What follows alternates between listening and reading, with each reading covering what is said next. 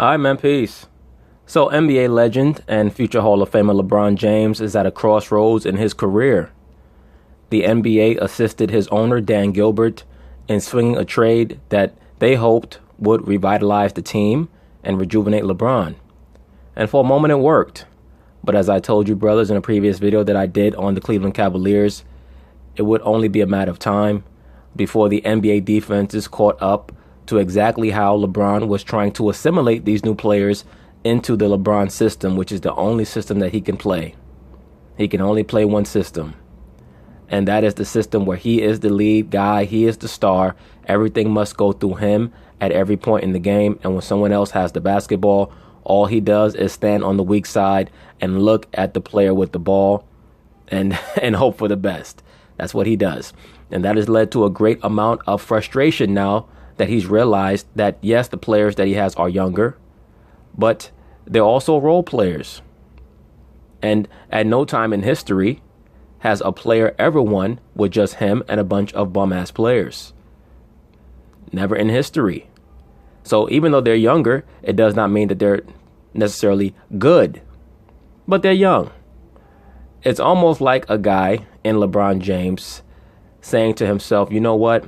I used to deal with this girl 5 years ago, and I'm going to deal with her again, hoping that she's different, and she's not. Why do I say that? Because LeBron had this same situation back in 2010, where it was him and a bunch of, I don't want to say bum-ass players, but a bunch of players who were happy to be a part of the LeBron James experience. And we all knew that it was not going to be enough, because that's just not how the NBA works. To win a championship, you need a real system, and you need to have, multiple good to great players on your team. But sometimes, over a process of time, when something recedes back into history far enough and fast enough, you tend to glamorize it. And I think that LeBron has forgotten what it's like to play with players who are just trying to get by on zeal and the willingness to be alongside him, as opposed to having actual talent. But anyway, they're going to talk about it, and I'm going to chime in. Yes. Likewise. Let's get into it, gentlemen. It was Cavs Spurs Sunday, but for LeBron, it felt more like Cleveland versus the refs. LeBron was 1 assist shy of a triple-double, but had just 4 free throw attempts in a loss. The Cavs were whistled for 24 fouls in a game. The Spurs were called for 12. Stephen A., you heard LeBron complaining about the refs. Is it legit? Well, before Stephen A. answers, let me say this. Yes, Cleveland was called for 24 fouls, and the Spurs were called for 12 fouls. That's what's called good coaching. It is not referee preference. It's like in football, when people complain that the New England Patriots are not called for as many personal fouls or as many penalties, etc. You know why that is? Because their coaches put the team through the paces. They put them through scenario-based training, where they try to create a situation that is adverse so that their players know how to respond. That is what the Spurs do under Popovich. And that's the difference between elite coaching and regular coaching. No disrespect to Tyronn Lue, but Tyronn Lue is an assistant coach masquerading as a head coach. I said that from before the season started. I told you guys that is why Kyrie wanted out. Kyrie was smart enough to understand that he had a Chrysler trying to masquerade as a Rolls Royce. And, that's just not going to get the job done. They had one season where everything went their way, and they were able to win a championship. Well, no, not to me. And here's the reason why. I'm not trying to sit there and say that there have been times on many occasions where LeBron James deserved a foul and didn't get called for it. We understand that comes with the game. What's happened to him has happened to practically every player in the NBA. I've never met a player that hasn't complained about the officiating. Absolutely. All great players complain about the officiating. But sometimes they're complaining because they actually believe that they have not gotten a fair shake, and they believe that that's what cost them the game. And other times, like in the case of LeBron James, he's complaining because he sees that headlight coming down the tunnel. It's about to smash him and run him over. He knows that this is a lost season. I've never met a player that's a primary offensive option that hasn't complained about a lack of calls. We understand that's what comes with the territory. But in the case of LeBron James, everybody can talk about he's bigger, he's stronger, so he should just accept punishment. I'm not one of those who fall under that belief. I don't believe a foul is a foul. I get that. Well, I agree with that from a certain perspective that, yes, a foul is a foul. But just look at here where I happen to freeze frame it. LeBron likes to bulldoze people. He likes to put his shoulder down and his head down. And he gets away with a lot of offensive foul calls that don't get called. So I'm a firm believer that over the course of an 82-game season, everything evens out. And what you'll find is that many of the players that complain the most about not getting foul calls, when you check the actual statistics, it normally bears fruit that they're living in their own world. They're not particularly paying attention to the facts of the matter. And when I talk about stats, I'm not talking about how many fouls get called for them. I'm talking about the percentage of times that they get a foul called in their favor based on an equivalent amount of drives to the basket. Paul George is someone who recently stated that he feels like he doesn't get calls. And it was revealed that he was living in his own world. So LeBron is just trying to create a smokescreen. He understands what this season is going to be. But I also think that there's something to be said for initiating the contact. When you are a locomotive coming at people, it's not their job to just move out the way and let you score. The fact is that when you're a defender, you're going to be formidable to some degree. So LeBron James be going to the free throw line more? Sure, absolutely so. But in the same breath, he does initiate a lot of contact. He does initiate a lot of the physicality and violence that comes his way. Absolutely. Very similar to a Shaquille O'Neal. Shaquille O'Neal was so physical with the opposing team that they had to compensate to try to counter his physicality by being overly physical themselves, which puts the referees in a position where they have to let everything go.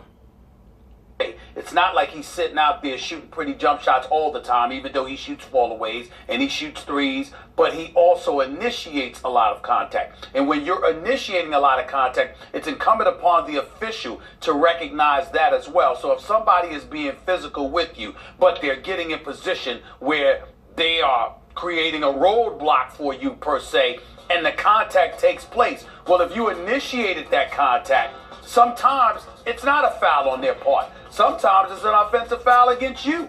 And that's something that needs to be acknowledged. I recall several occasions where LeBron James could have easily been called for offensive fouls. I agree.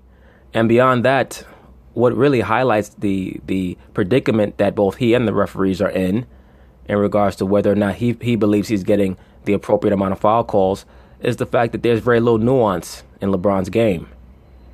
He's either spotting up for a wide open jumper. For the most part, when he pulls up for a jump shot off the dribble, it's a three-point shot. He has no mid-range jump shot off the dribble. And that's the nuance that someone like him would need to make the defense remain honest so that he can finish at the basket without undue contact. And when he did drive and receive an excessive amount of contact, the referees would blow their whistle even more because it would not be so common. He drives to the basket almost too much throughout the game, to the point where the referees almost become immune to the amount of physical damage that LeBron is forced to endure game after game. If he added a little bit more diversity to his game, when he did drive to the basket, it would be something that was a little bit more stark for the referees to say, okay, that's excessive, let's blow the whistle. Because of the contact that he initiated, and the referee just let it go. So you win some, you lose some. I'm not trying to say that there are times that he doesn't get fouled. I'm not trying to say that he only deserves 6 free throws a game. He drives to the basket at least 11 and a half times, 11 to 12 times a game. I get all of that. So he should have more free throws. But there are times where he's the one that should be called for a foul instead of somebody else. And predictably so, he's not bringing that up. So call it. So call him for a foul on the way to the basket if it's an offensive foul. That's the thing, as I just explained, with the amount of physicality that oftentimes is instigated by a player like LeBron James or Shaquille O'Neal, they cannot call every foul, or there would be multiple players fouling out of the game. When you have a LeBron James or Shaquille O'Neal, where every time they get down in the paint, they're lowering their shoulder and they're stronger than everyone, the defense has to compensate for that level of strength and power by being excessively physical themselves. The referees know we cannot call every blow. We can't call every foul, every act of physical contact. So the game becomes more physical, and as the game proceeds down the stretch of the game, When a player like a Shaquille O'Neal or a LeBron James tries to drive, sometimes they may not get a call because it's been so physical the whole game and the ref has not been blowing a whistle. Because quite frankly, if the ref was going to blow the whistle every time LeBron got a hit or every time Shaq got hit back in the day, they'd be getting 25 free throws a game. You can't have that. It would be almost unfair because they're just naturally bigger than everyone. Because we both know almost all the time, the fact is when he drives, there is illegal contact that is not called because, as Ty Lue brought up, and I'm glad you left this for me, Stephen A., just like with Shaquille O'Neal, this guy is such a physically dominant phenomenon that if you just apply the normal rules of basketball, the refs intuitively understand. They don't need a memo from the league. They intuitively understand. If we just call this game by the rules, LeBron's going to score 80 points a game and 60 of them are going to be from the line. Well, I disagree with that. He's not going to score 80 points in a game. He'll score 40. He may get an excessive amount of free throws, but he's going to miss a good amount of them. Now, I wonder if Wilt Chamberlain was forced to endure the same degree of excessive physicality. I'm sure that he did. But I just wonder if it was to the same degree as a LeBron or a Shaq, just because they're actually facing athletes in their era that are close to them in regards to being able to inflict physical damage on them at the basket. Wilt faced some great big men as well, but he was such a standout. He was so ahead of his time to the point that even if Wilt was playing today, he would be the best athlete in the NBA today. There's no doubt about that. And for those who doubt it, just look up clips on Wilt Chamberlain. The man was 7'2" and was a track and field star.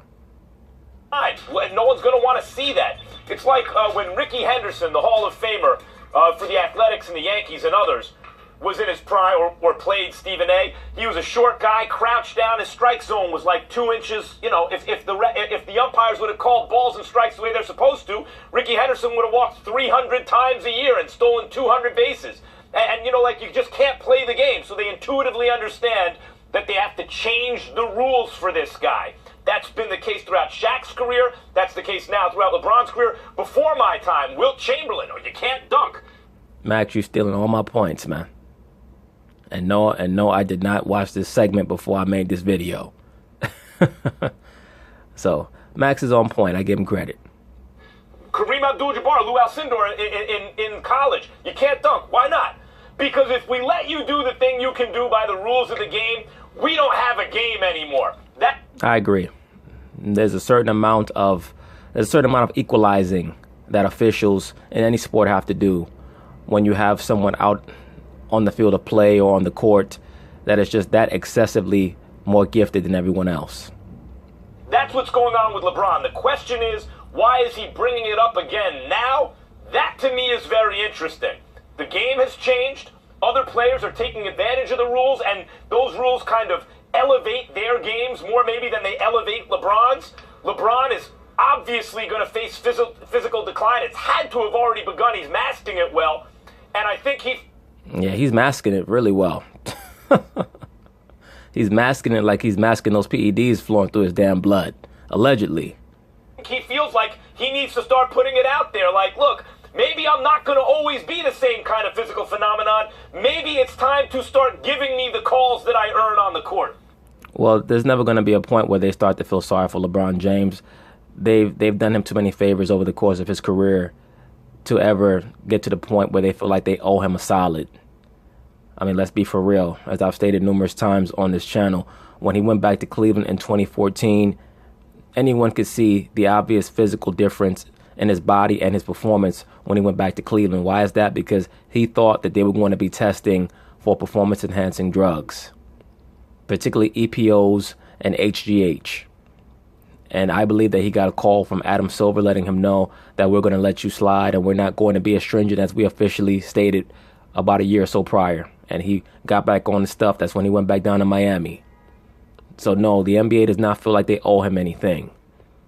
And by the way, for those of you who want a little bit of an added aspect to that issue, to that storyline of LeBron James and the HGH, allegedly, please check out what Chris Paul's major points of contention were when he first took over as the head of the NBA Players Association.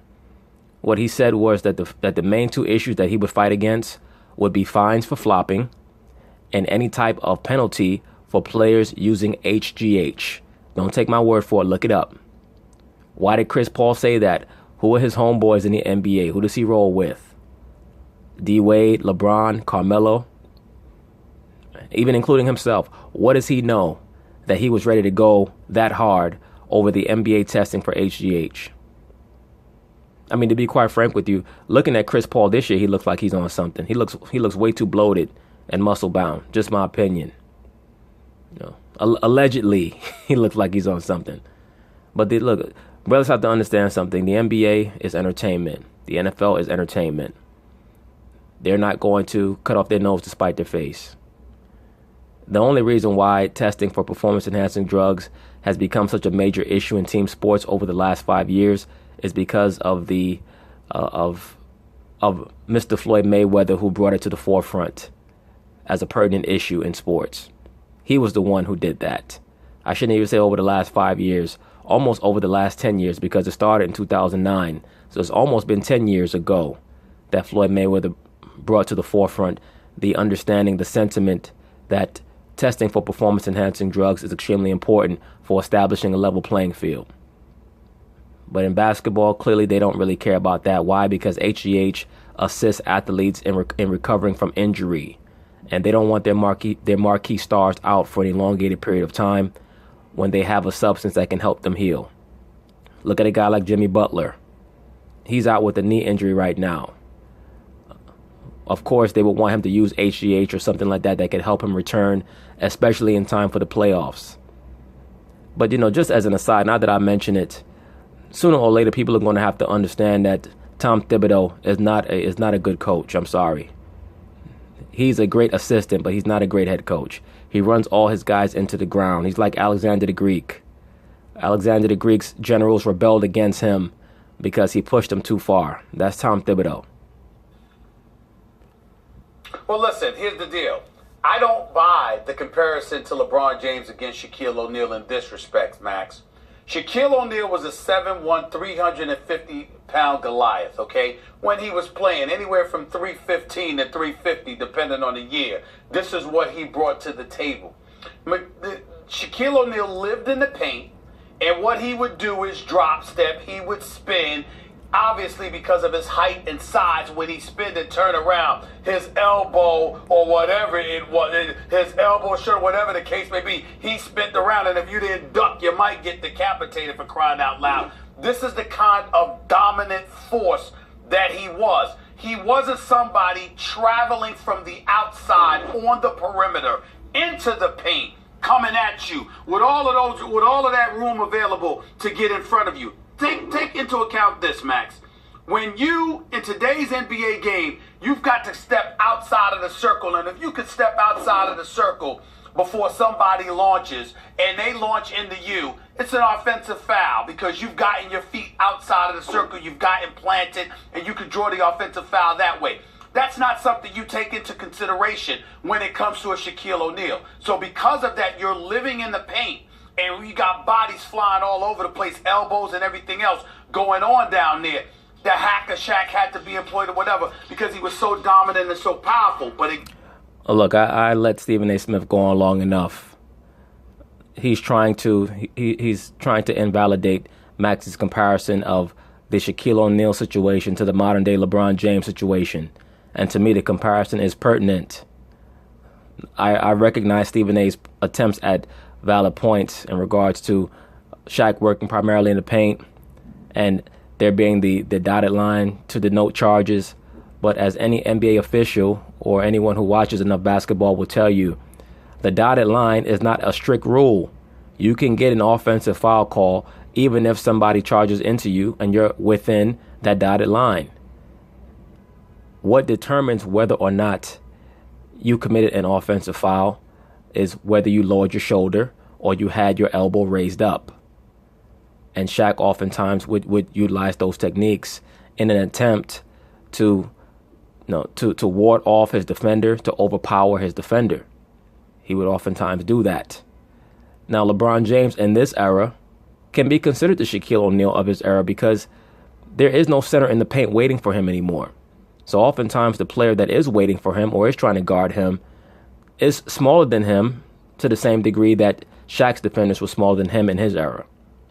But again, you're in the paint area. LeBron James is traveling from the perimeter in most instances. Did you see that?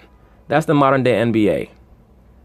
Give and goes, pick and rolls, and when LeBron gets to the basket, this is not the era anymore where there's a center that is 7'1", 260 pounds waiting for him, 270 pounds.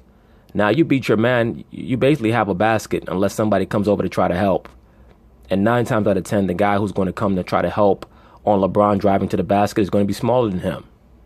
If LeBron was posting up and he wasn't getting any fouls, it would be a different argument to some degree, even though there was a couple of things that got missed yesterday. So for the most part, he's coming from the perimeter. And because he's coming from the perimeter and he's traveling to the basket, that is a different process. And I don't think it's comparable to what Shaquille O'Neal had to go through. You're right, because LeBron can also post. He usually chooses not to do that. Thank you for mentioning that, sir. I've touched on that in numerous videos. As I've told you guys previously, the best years that LeBron ever had were from 2011 to 2014 with Miami. His last 3 years with Miami were his 3 best years. Why is that? Because he started to utilize the post up. He was able to nullify other teams because when you post up, you control the pace of the game. That is how you would beat a Golden State. But because LeBron is hard-headed and he wants to run with them and prove how young he is and how fresh his legs can be for the whole game, he plays into their hands. It's like somebody trying to slug with Mike Tyson or Joe Frazier, or you trying to box with Ali. You're not going to beat them at their own game. You have to nullify them with a different style of play. That's why even though I call LeBron a basketball genius, sometimes you're too smart for your own good. Because you think that you know so much that you start to believe that your plan is infallible. As opposed to looking at what was done in previous generations, what was done to nullify fast break teams. What did the Boston Celtics do when they played the Los Angeles Lakers in the mid-'80s? They posted up. They posted up McHale. They posted up Parrish. They played in the half court and executed. They didn't try to run with the Lakers. That's not how you beat them. What did the Chicago Bulls do against the Utah Jazz in the late 90s? They did the opposite. They wanted to get out and run. Because if they got into the half court set, that type of a half court game against the Utah Jazz, they knew the Utah Jazz wanted to run that pick and roll to death. And many of the defenders of Karl Malone would get into foul trouble. They didn't want that. So you have to see what your opponent likes to do and do something to make them not be able to do it. And unfortunately, LeBron has not figured that out. It's always been about the painted area, the NBA. It's still about the painted area. Because if you have a great jump shooting team, but you have no one who can get dribble penetration or post up, you're not going to win a lot of games, right? It's still about getting there and collapsing the defense and getting other guys open looks or else finishing at the rim. How you do it is different depending on the player. Shaq posted and LeBron takes you off the dribble, right? Or it has that forward momentum. So sure, there's a difference. But LeBron James is the first non-quote-unquote big where you really have to change the rules. I mentioned Wilt and Jabbar before my time a little bit, at least when they changed the rules for Alcindor in college. But from what I remember watching the NBA in my lifetime, it's been Shaq and it's been LeBron. LeBron is the first non-big, so to speak, where the refs are basically changing the rules, not in his favor. You know, Jordan got a lot of calls, right? LeBron, one of those who want to argue LeBron over Jordan, I am not one of them. But for the young kids who idolize LeBron that way because he's their guy, they could argue that. Look, whereas Jordan got a lot of calls because he wasn't a big guy, LeBron doesn't get calls that he should get. No, actually, Jordan got a lot of calls because, once again, as I stated earlier in this video, he had nuance to his offensive game. He wasn't trying to drive too much. When he revolutionized his style of play and the style of play of most of the two guards that came after him by showing that you could win championships as a scoring wing, one of the main ways that he did that was implementing the mid-range jump shot. The mid-range jump shot was a weapon that he needed in an era where you would have physical big men who packed the paint to try to stop the drive. He didn't try to force the drive. If he would have tried to force it too much, the same issue would have happened with him. The referees would have said, look, we cannot give you every call. They would have started to let certain fouls go, which is what you see with LeBron James. Now, the better argument for LeBron would be, well, how come James Harden gets so many calls and LeBron James doesn't? Even though I think that James Harden is just a little bit more shifty around the basket than LeBron. LeBron is very stiff and wooden, so it's very hard for him to get some of the calls that James Harden gets. But that is a better argument than the Michael Jordan one, because Michael Jordan had nuance to his offensive game. And Stephen A., in terms of who's a big and who's not, the guys have gotten so much bigger. LeBron James is like Karl Malone size. And then he flops so damn much. That's another thing that takes away from his credibility. LeBron flops so much. Thankfully, the NBA took away a lot of the flopping when they brought in that flopping rule. Size. LeBron James is like Patrick Ewing weight. This is a big, strong dude. And even though he's coming in through motion, he's not just posting up. I think the referees recognize that's a foul. That's a foul. That's a foul. That's what we can't call that. All those hands on him, all that contact, we can't call that because no one wants to see a game where LeBron James is shooting free throws all day, which is what would happen. That's what would happen. We all know it. You want to sit there watching LeBron shoot 70% from the line, getting there 100 times? LeBron knows that's not going to happen. Who wants to watch that? The refs know it too. Agreed.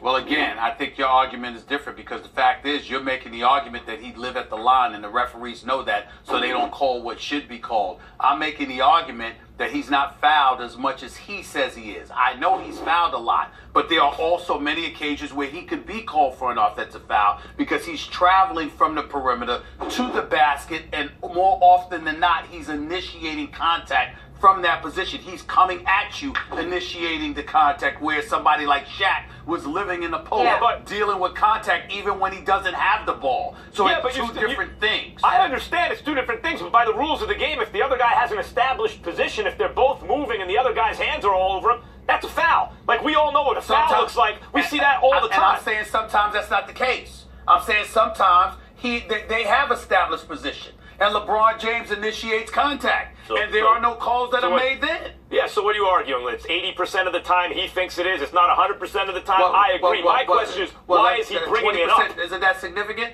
20%, isn't that significant? Well, a 20% disparity would be relatively significant. But I lean more towards Kellerman. I do agree with Stephen A. I don't think that LeBron is fouled as much as he thinks he is, but that to me is a quibble. It's really that the refs cannot make every call, because we all know that foul calls in the NBA is not particularly about whether or not you got fouled. It's more about trying to establish the hierarchy, the pecking order in the NBA. We know that stars are going to get calls, especially bang-bang calls.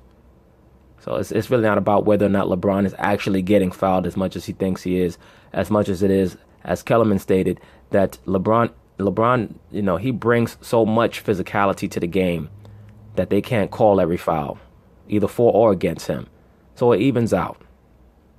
But my point he's bringing it up because they lost. He's bringing it, I think, also because... At the end of the day, though, we can all agree the officiating didn't cost them the game. Correct? That's right. That's right. Look, I don't think that there's ever been a person to watch ESPN that said, I'm watching First Take to hear Molly Karam, just jump into the convo. I think that she needs to learn that it's okay for her to provide input, but do so at the end of the debate. There's no need for you to cut off either debater. Right. He's griping because I think the league has changed in such a way that it favors the skill sets of other players above his a little bit, and he's getting to the age where he thinks he needs a little help. Well, he's always thought that he needed a little help. That's why he left Cleveland in the first place. I don't think that that's necessarily the reason. I think that he does understand that the league is starting to kind of pass him by in regards to what they prefer people to see. But I think that the main reason that he's complaining right now is that he knows that he's not going to win a championship this year, and he knows that there's a good possibility that he may not make it to the finals. And he needs to create a series of excuses early on. That is what LeBron does. He does have a king's mind, even though he has a lot of feminine energy because of how he was raised. He does have a king's mind. He thinks 4 or 5 steps ahead. There's no doubt about that. And he has to set up his excuses early. He can't just keep playing with uneven rules. All right, speaking of needing... But anyway, that's the issue with Mr. LeBron James. We'll see what happens as the year goes along. Even though he's complaining about the refs right now, I'm sure that the refs are going to do whatever they need to do come playoff time to help him get, at the very least, to the finals. But anyway, peace.